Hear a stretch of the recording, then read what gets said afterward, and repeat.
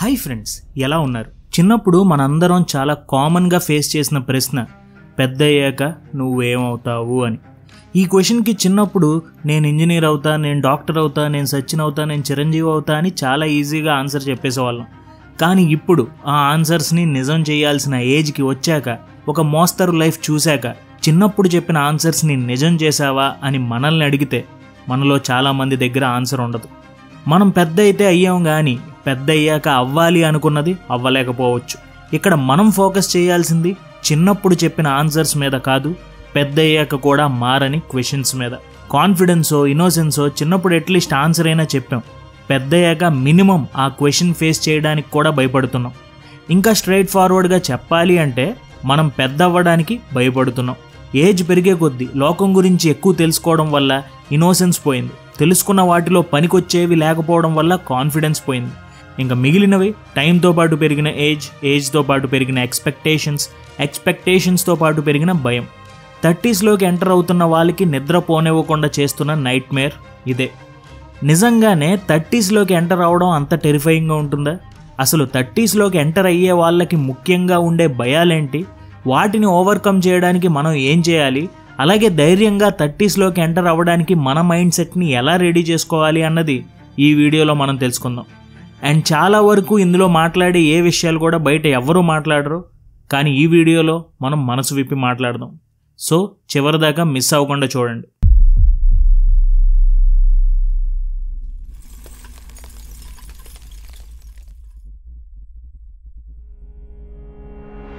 ముందుగా, not reaching your goals. 20s కోసం set చేసుకున్న ఒక్క గోల్ కూడా రీచ్ అవ్వలేకపోవడం. Age is just a number. ఈ మాట మీరు చాలామంది చెప్పడం వినే ఉంటారు. నేను చాలామంది చెప్పారు కాబట్టి ఈ మాట చెప్పడం లేదు, చాలామంది ఆ మాటని నిజం అని ప్రూవ్ చేశారు కాబట్టి చెప్తున్నా. ఎప్పటి నుంచో మన సొసైటీలో నాటుకుని పోయిన కొన్ని స్టీరియోటైప్స్ వల్ల సర్టన్ ఏజ్లో సర్టన్ టాస్క్స్ కంప్లీట్ చేయాలి అని మనల్ని ప్రోగ్రామ్ చేస్తూ వచ్చారు. ఆ స్టీరియోటైప్స్ని ఫాలో అయ్యేలాగా మనల్ని డిక్టేట్ చేశారు. వాటి నుంచి తప్పించుకోనివ్వకుండా మనల్ని రెస్ట్రిక్ట్ చేశారు. కానీ కొంతమంది లెజెండ్స్ ఈ స్టీరియోటైప్ చైన్స్ని వాళ్ళ అన్కాంప్రమైజ్డ్ కన్విక్షన్తో బ్రేక్ చేశారు. వారెన్ బఫెట్, KFC ఫౌండర్ అయిన colonel Harland Sanders, legendary film maker అయిన అకిరా కురోసావా, ఇలాంటి లెజెండ్స్ వాళ్ళ లేత ఏజ్లో సక్సెస్ అయిపోలేదు, లేట్ ఏజ్లోనే సక్సెస్ అయ్యారు. క్రికెట్లో ఎంతోమంది వాళ్ళ 30స్లో ఎంట్రీ ఇచ్చారు. యాక్టర్ రవితేజ సినిమా ఇండస్ట్రీకి 20స్లోనే ఎంట్రీ ఇచ్చినా కూడా తన సక్సెస్ని 30స్లో చూడటం మొదలుపెట్టాడు. ఈ అన్ని ఎగ్జాంపుల్స్ స్ట్రైట్గా చెప్పేది ఒకటే, సక్సెస్ అవ్వడానికి, మీ గోల్ రీచ్ అవ్వడానికి ఏజ్ అనేది రెస్ట్రిక్షన్ కాదు. మీరు చాలా సిన్సియర్గా మీ 20s గోల్ సెట్ చేసుకుని ఉండొచ్చు, కానీ ఆ టైంలో మీరు సెట్ చేసుకున్న గోల్ యొక్క మ్యాగ్నిట్యూడ్ మీకు తెలియకపోవచ్చు. అలాగే over the period of time మీకు ఆ గోల్ మీద సేమ్ ఫోకస్ ఉండకపోవచ్చు.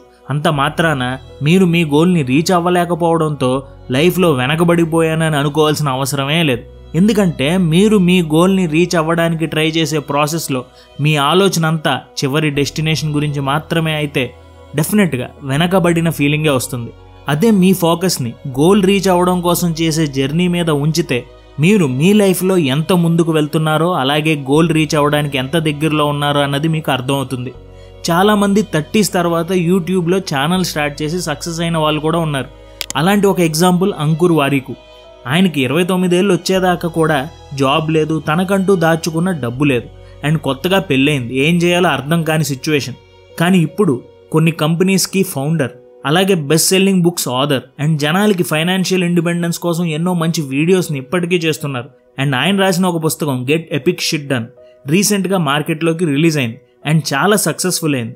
ఈ పుస్తకం నేను రీసెంట్గా కుకు ఎఫ్ఎంలో వింటున్నాను. అండ్ చాలా మంచి మంచి విషయాలు ఇందులో పర్టికులర్గా తెలుగులో నీట్గా ఎక్స్ప్లెయిన్ చేశారు.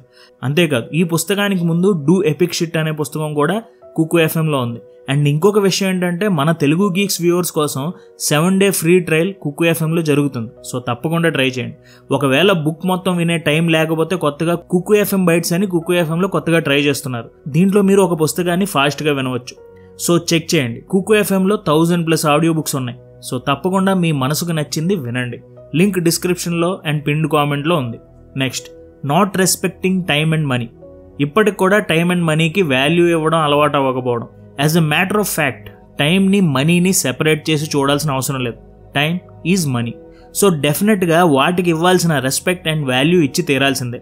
ఒకవేళ మనం ఉన్న సిచ్యువేషన్స్ని బట్టి వాటికి ఇవ్వాల్సిన వాల్యూ ఇవ్వలేకపోతున్నాం అంటే గనక ఒక చిన్న అసెస్మెంట్ చేసుకోవాల్సిందే. అదేంటంటే మీరు ఇప్పటి వరకు గడిపిన టైం అంతా కూడా మనీగా కన్వర్ట్ చేయడంలో మీరు ఫెయిల్ అయినా కూడా అందులో ప్రాబ్లం లేదు. కానీ మీరు ఖర్చు పెట్టిన ప్రతి రూపాయి కూడా మీకు బెస్ట్ టైం ఇచ్చేలాగా చేసుకోలేకపోతే గనక ప్రాబ్లం ఉందనే చెప్పాలి.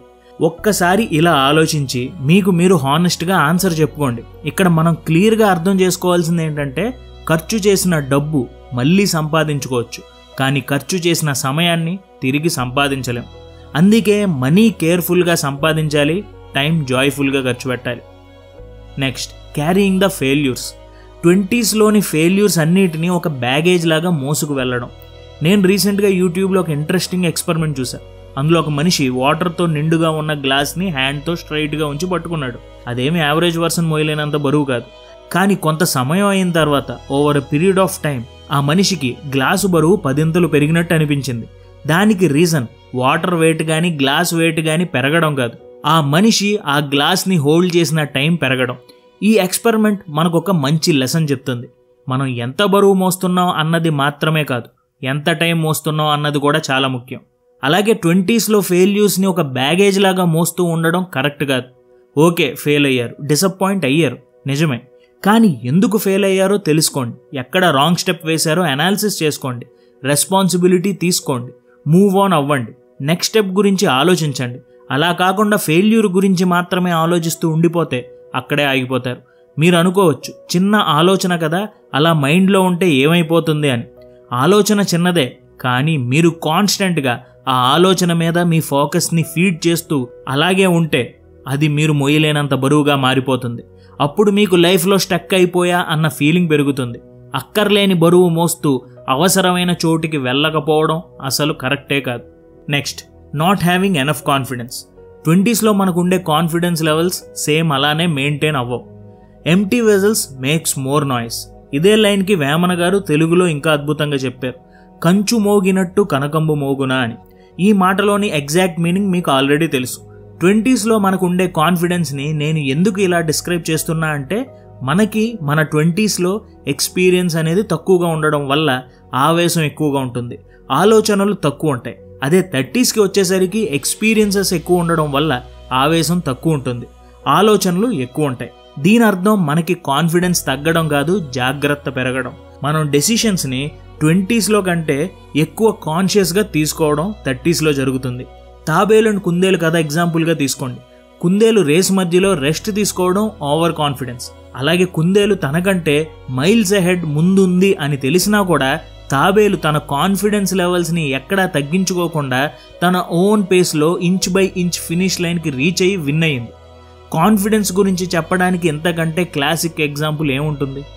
నా నమ్మకం ఏంటంటే లైఫ్లో ఎవరికి కాన్ఫిడెన్స్ అన్నది తగ్గదు, జస్ట్ జాగ్రత్త, ఆలోచనలు ఎక్కువ అవుతాయి అంతే. Next, not reaching expectations. Family, society, individual ఎక్స్పెక్టేషన్స్ని రీచ్ అవ్వలేకపోయామన్న ఫ్రస్ట్రేషన్ అండ్ డిసప్పాయింట్మెంట్.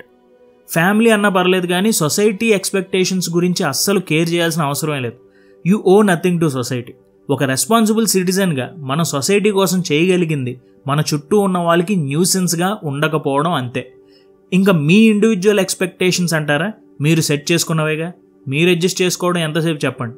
ఎక్స్పెక్టేషన్స్ని అడ్జస్ట్ చేసుకోవడం మన ఎబిలిటీని క్వశ్చన్ చేసుకోవడం కాదు, అర్థం చేసుకోవడం, అలాగే కాన్సిక్వెన్సెస్ని కంట్రోల్ చేయడం.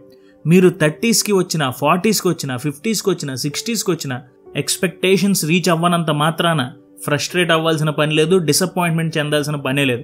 ఎందుకంటే ఇలాంటి నెగిటివ్ ఫీలింగ్స్ మిమ్మల్ని ముందుకు వెళ్ళనివ్వకుండా ఆపేయడమే కాకుండా రాంగ్ వే వైపు ట్రాక్ తప్పేలాగా చేస్తాయి. So be calm, be confident and be focused, you will get there. First of all ఈ వీడియో చూస్తున్న వాళ్ళు ఎంతమంది 30s వరకు వచ్చారో వాళ్ళందరూ హ్యాపీగా ఫీల్ అవ్వండి. మీసాలు మొలవడం అనే ఎగ్జైట్మెంట్ని ఎక్స్పీరియన్స్ చేసిన మనం మీసాలు మెరవడం అనే సర్ప్రైజ్ని కూడా ఎక్స్పీరియన్స్ చేయడం జరుగుతుంది. సో ఇది ఒక హ్యాపీ మైల్ స్టోన్గానే మనం ఫీల్ అవ్వాలి.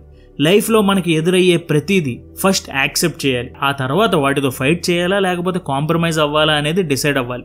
Let everything happen to you, beauty and terror, just keep going, no feeling is final. ఒక మహావృక్షం నీడలో పెరిగిన మొక్క బలంగా పటిష్టంగా ఉంటుంది అని నేను అనుకోను. ఎండకి, వానకి, దుమ్ముకి, ధూళికి అన్నిటికీ తట్టుకుని నిలబడిన మొక్క, ఇది మాత్రమే బలంగా ఉంటుంది. కంఫర్ట్ జోన్లో ఉండిపోతే మనం బ్రతుకుతాం తప్ప ఎదగం. బతుకంటే ఎక్కడికి వాళ్ళు అక్కడే ఉండిపోవడం కాదు, ఎదగడం, అలాగే ఎగరడం. సో ఫ్రెండ్స్, ఇలా మనం వీడియో చివరికి వచ్చేసాం. ఒకసారి ఈ వీడియోలో చెప్పుకున్న పాయింట్స్ని రివైజ్ చేసుకుని ముగించేద్దాం. Not reaching your goals. 20s కోసం సెట్ చేసుకున్న ఒక్క గోల్ కూడా రీచ్ అవ్వలేకపోయాను అనే బాధ. ఇంకా సక్సెస్ అవ్వలేదని భయపడకండి, ఎక్స్పీరియన్స్ ఉందని ఆనందపడండి. మీ పనిని మీరు కంటిన్యూ చేయండి, హోప్ని వదలకుండా. Not respecting time and money. Time and మనీకి వాల్యూ ఇవ్వడం ఇంకా అలవాటు అవ్వకపోవడం. సమయాన్నంతా డబ్బుగా కన్వర్ట్ చేయక్కర్లేదు, కానీ కన్వర్ట్ అయిన డబ్బంతా మంచి సమయాన్ని ఇచ్చిందా లేదా ఆలోచించండి. Carrying the failures. కానీ ఒకటి ఎప్పుడు గుర్తుంచుకోండి, 20sలోని ఫెయిల్యూర్స్ని 30sలో కూడా మోయాల్సిన అవసరం లేదు. ఫెయిల్యూర్స్ని లెసన్గా చూసి మూవ్ ఆన్ అవ్వండి. Not having enough confidence. 20sలోని కాన్ఫిడెన్స్ లెవెల్స్ని సేమ్ అలానే మెయింటైన్ చేయలేకపోవడం. ఇది అందరికీ జరిగేది. ఇదివరకు ఉన్నంత కాన్ఫిడెన్స్ లేదని అనుకోకండి, ఇదివరకు కన్నా ఎక్కువ ఎక్స్పీరియన్స్ ఉంది, అందుకే ఇలా ఉన్నారని తెలుసుకోండి. Not reaching the expectations. Family, society, individual ఎక్స్పెక్టేషన్స్ని రీచ్ అవ్వలేకపోయామన్న ఫ్రస్ట్రేషన్ అండ్ డిసప్పాయింట్మెంట్. అసలు ఎవరి దగ్గర నుంచి ఏమి ఎక్స్పెక్టేషన్స్ పెట్టుకోకండి, మీరు కూడా ఎవరి దగ్గర నుంచి ఏమీ ఎక్స్పెక్ట్ చేయకండి. ఇలా ఈ ఎక్స్పెక్టేషన్ ఫ్రీ జోన్లో ఉంటే దీనికన్నా ఆనందం ఇంకెక్కడా ఉండదు.